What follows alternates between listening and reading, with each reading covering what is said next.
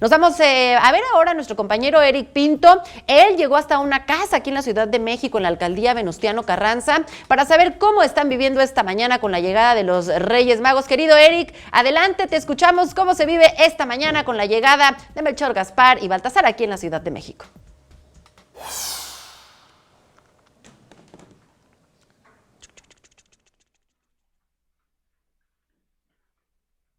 Sí, ya llegaron los Reyes.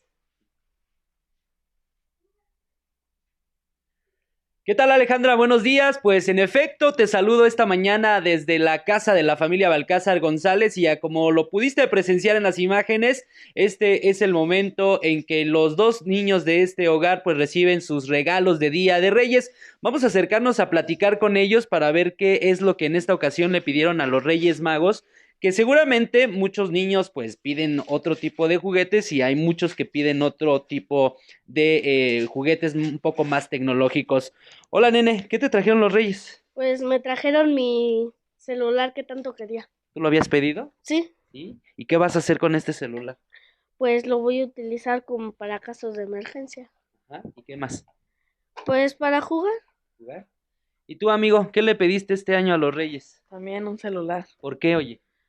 pues para jugar, entretenerme. Oye, ¿por qué los niños ahora piden más juguetes tecnológicos que juguetes convencionales como carritos o otros juguetes? Porque es lo de moda, ¿no? ¿Sí? Sí.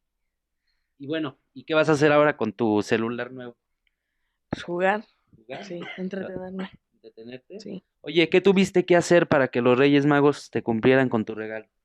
Portarme bien, ayudar en la casa, en los labores de la casa. ¿Sí? ¿Qué Sí. más? ¿Sacar buenas calificaciones? También, ¿También?